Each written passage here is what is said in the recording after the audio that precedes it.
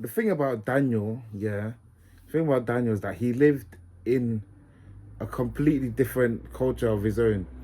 As you already know that he, as you can, as you get to know, he lived in Babylon, which Babylon was another certain of bougie.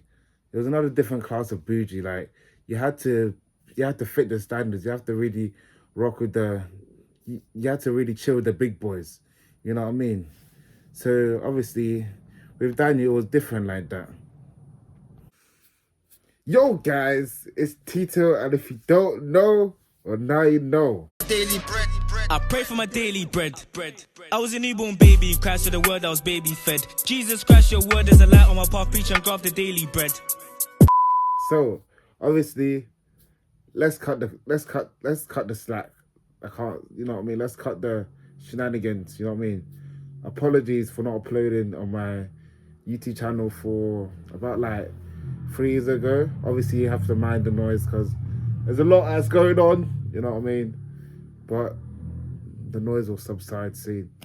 Sorry, guys, I'm just so excited because, you know, it's been a long time. It's been a long time I've seen you guys, you know what I mean?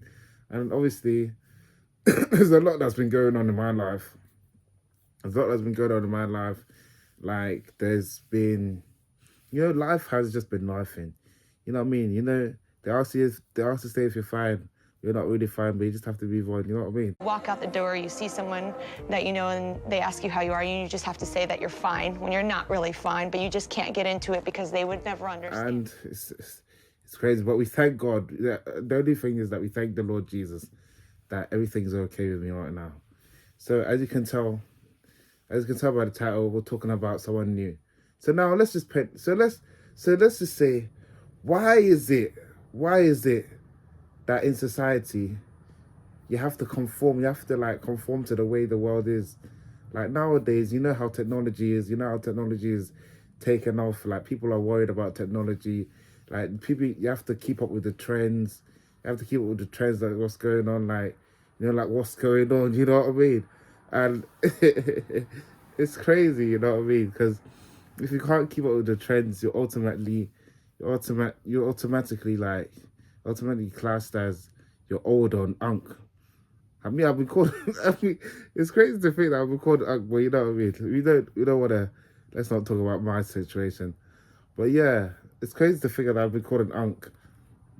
Like for example, when you stand out amongst the crowd, when you stand out amongst all the sheep, like you know the black sheep have you any wool, you know what I mean?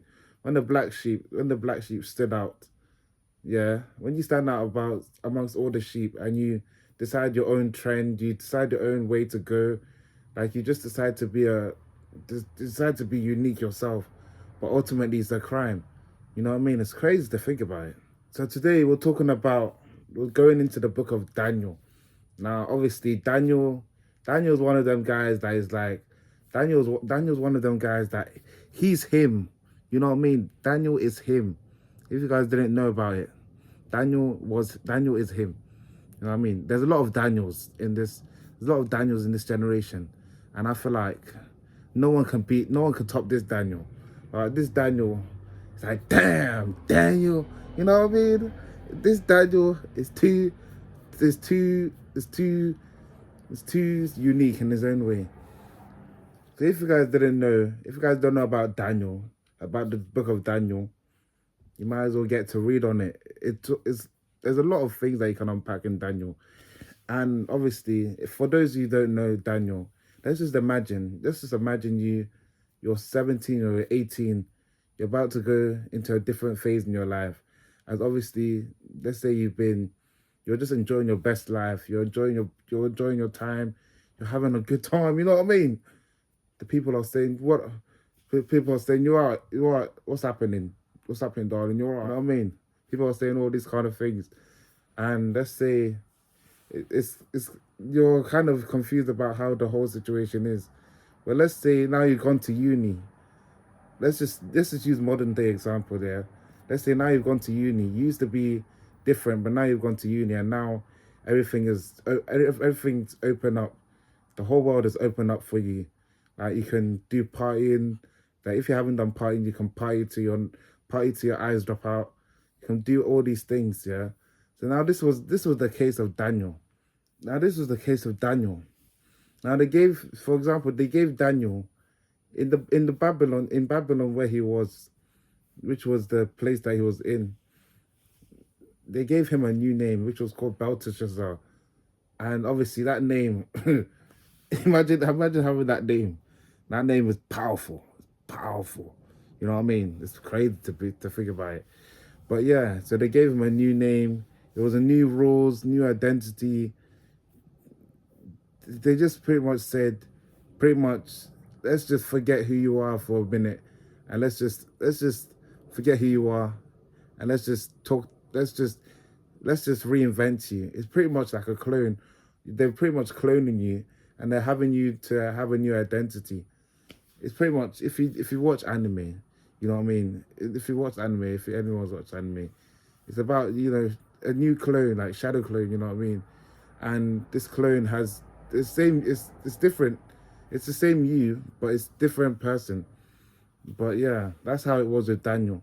And the whole shadow clone, so it's pretty much how culture is today, in this day and age. Like, you have to pretty much forget about who you are, and you have to pretty much conform to the new ways the world is. Like, if you used to be a shy guy, you now have to be, if you're come being an introvert, now you have to be extrovert because other people are being extroverts. You know what I mean? It's just how society is moving nowadays. But yeah, that's pretty much how it is. Let's talk about Babylon. Now, Babylon was a place where it's like you had to conform. You had to pretty much act. You had to act different from your usual self. Now, Babylon is this high class place, high class village, high class place, and yeah. So you just had to just be different from who you are. So let's say if you were shy and you were comfortable about being shy, then you had to now be overt. You had to be extra and be more confident, if that makes sense. Now, let's say you're in a party, yeah, and it's pretty much like everyone tells you what to do, so you don't look weird. So it's like, you know, it's like if you're doing something and let's say you're trying to like move to a girl, let's say you're trying to move to a girl and you haven't done it before, and they're trying to tell you how to do things, and so that it doesn't look weird. Yeah, that's how it was. That's how it is in the situation of Daniel. But obviously, he's not moving to a girl because back then they weren't really. Back then, girls just came. Anyways, let's not talk about it too much. But yeah. Now the story of Daniel, yeah, it goes as this. So they offered Daniel the king's food, but Daniel was like, nah. Daniel was like, no, I ain't eating that. He was like, yeah, that's not, it's not adapting. Daniel was pretty much saying it's not adapting. So he pretty much denied the food. He denied the food, and the food was pretty much the best of the best. It was the creme de la creme. It was like Wagyu Mama. Oh, sad. You know, if I said it wrong, you know what I mean? Apologies, but I'll be there in Jesus' name, you know what I mean? I'll be to that. It's like world-class Nando's, you know what I mean? It was like world-class Wagyu with steaks, 5-star meals and everything. It's just imagine that kind of food. Imagine that kind of food. That's the kind of food that the king had. He had foods, he had meats, he had big meats. He had all kind of food, all three different ranges of food. It was like a whole food that, you know, it's like a wide table. Like, you know, in those movies where they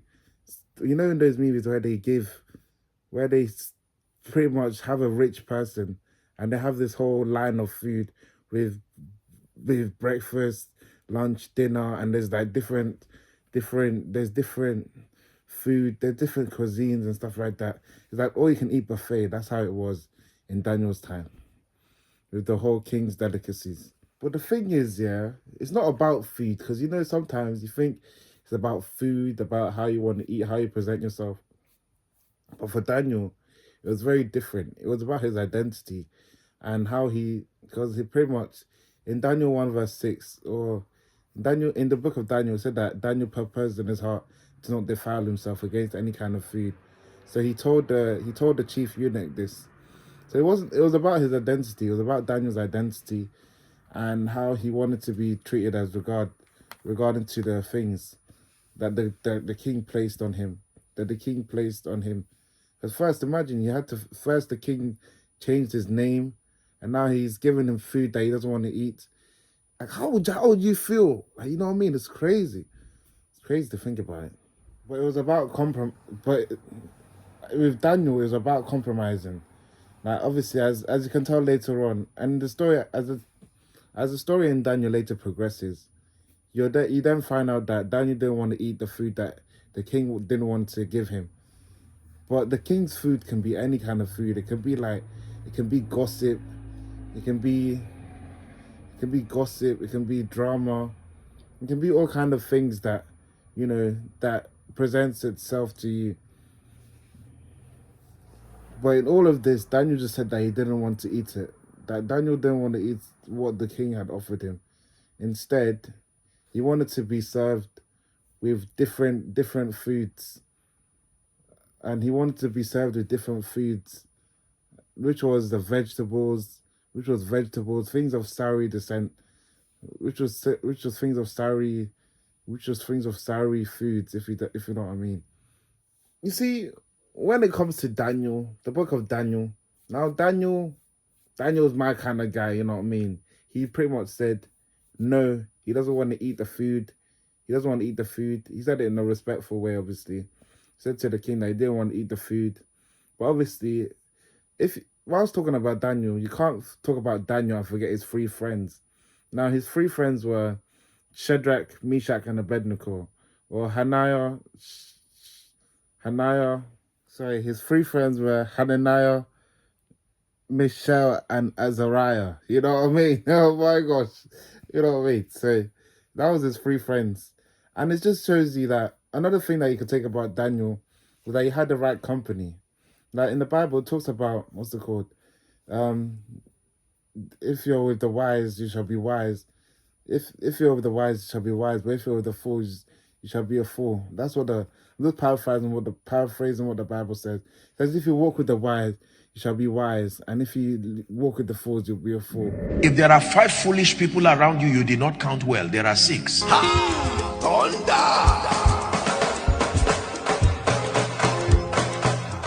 And yeah, so that's what I love about Daniel.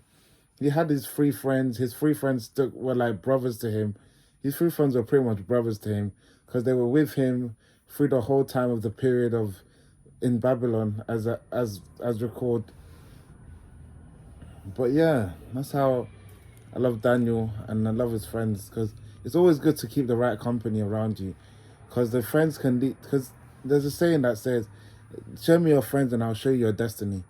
So it just shows you that the right friends that you keep can really elevate in how you view your life. It can help you achieve greater things.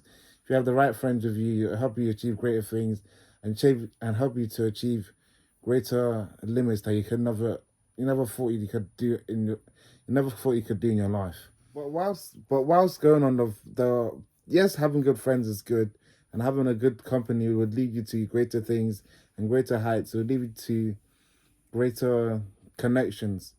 But let's just keep it to Daniel. Yeah, I'll talk about the friends in a more grand scale. But let's keep it to Daniel. So now Daniel, what I liked about Daniel, other than his strong regard of not eating the delicacies that the king offered him and standing his ground, is the fact that he just stayed consistent. He prayed about things. And he just looked to God through everything. Even his friends prayed about things. For example, there was a time where King Nebuchadnezzar, as you could see in the later verse in chapter 2, where he had a dream, and then no one else was able to interpret it, but it was only Daniel that could do it. So it just shows how important Daniel prayed to God, and he prayed to God about how to reveal it, because it's only God that can reveal secrets to man. That's what it says in the scriptures. Now, let's fast forward in it. So basically, as you can see, then this happens. As you can see in later story of Daniel, this then happens. So it's like, just imagine the Chronicles of, the Chronicles of Narnia. You know that movie? Well, obviously, as I'm sure you guys already know, that movie was pretty much based on Christian events. But you know the lion and the wardrobe. So basically, you have this man. You basically you're in the middle of something. Let's say you're in the middle of a raging bull and you're wearing red, and you don't know what to do. There's 1,000 bulls around you, and you're wearing red, and the bulls just start to chase you, and you're panicking in slow motion. What do you do? So this was pretty much the thing, where it's like what happened to Daniel, but in this case, King Nebuchadnezzar had passed a law saying that you can't pray. You have to worship. You have to worship these. You have to worship these images, and you can't pray. So obviously, Daniel was like, I ain't gonna conform to what you're saying. And then that's what the law had said. That's what King Nebuchadnezzar had written on the law. But Daniel was like, I bet. Let me see what you can do. Obviously, Daniel trusted in his God, and his God made provisions for him, and his God made a way for him in the lion's den. Because then Daniel was thrust in the lion's den, and as I was saying about the raging bull scenario, Daniel was in the lion's den. There was thousands of lions. Like, there was a whole crowd, a whole Colosseum, waiting to look at what Daniel would do, and seeing how Daniel would react. But obviously, with Daniel, you already know Daniel's him. So as you already know what happened next. So what happened next? What happened next surprises me to this day. Obviously, what happens next surprises me to this day. Obviously, I wouldn't advise you guys to do this. It's common sense. It's common sense to not do this. You know what I mean? Don't go in front of a lion. Don't go in front of a lion. Don't go in front of into a lion's den and try this, because obviously these acts were performed by professionals. These acts were performed by professional people. I'm joking. The lion wasn't an actor. So this lion was a real lion. But yeah. So I'm just saying, don't think that you're Daniel and you can just go into a lion's den and you can come unscathed. Even if it was to happen, there'll have to be a miracle for you to come out, because God is the God of miracles, you know what I mean? But yeah, so basically what happened was, in the story of Daniel, God had shut the lion's mouth, and the lions had backed off from Daniel. They looked at Daniel, they were like ready to eat him. They're ready to devour him. You know how lions are. Lions are the king of the savannah. So you know how lions are. They're very bold, very bodacious and everything. But the lions looked at Daniel, and then God just shut the lion's mouth up, and they weren't even interested in Daniel anymore. So by God shutting the mouth of the lion, it just shows you that, what does this tell you? It pretty much says that in a situation where it all seems like all is lost, God will show up for you in the midst of any trials and difficulties. Because it says in the scriptures that our God is the ever-present help in times of need. So Daniel had a need. Like, he needed to pray. He needed to pray. And he needed to pray, and he needed to look unto God about everything that was going on. Because Daniel, later on, as you can tell, Daniel was a very prominent figure in the scriptures. Because then he had the visions of the end times, which is going to be another video I'm going to talk by the grace of God. And I'm going to talk about it, yeah. So Daniel. So in all said, that's done. In all that is fair and well with the world, yeah. So what I'm saying is pretty much, you have to learn how to be yourself. You have to be Be yourself. God always wants to. God knows you. God knows how you are. You shouldn't front about how to be. You shouldn't front about being someone that you're not. Like if you're one way, you shouldn't act another way because of peer pressure. You shouldn't allow peer pressure to lead you to do the wrong things. I'm saying this right now, but me, I'm speaking to myself as well, because obviously there's times where pressure has come to me, but obviously there's times where pressure has come to me, like of me not choosing my faith. But obviously by the grace of God, I'm still a Christian, as you know. But there's times where I'm just saying that the world needs you. The world needs your voice. It needs your values and needs your faith. So it just shows you that the story of Daniel just showed that the angels were waiting for Daniel to call upon. The angels were waiting on Daniel. That Daniel prayed. Daniel prayed, and his friends prayed with him. But it just shows you that it just takes one person, and God can use you to be. God can use you to change the whole scenario of your whole situation, of your family. God can use you in your family.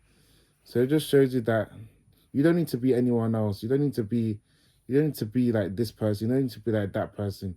Yes, you can imitate them and you can be influenced by them, but you don't have to be an exact copy of them, if you know what I mean. But yeah, that's just me. That's just me to you guys. Just be yourself. Just be yourself. And if there's areas that you want to improve in your life, then obviously just pray about it, and God will change you to be the best value of person that you can be to him. So there's things that you can learn about. Sorry. There's things you can learn about Daniel. There's things that you can learn about Daniel. Things you can take home about Daniel. How Daniel just stood his ground. He didn't conform to he stood his ground on his Christian beliefs, and stood his ground on his Christian values and everything. Even his friends did the same thing as well. That's why I'm saying having a good friends would lead you to the right information, right destiny.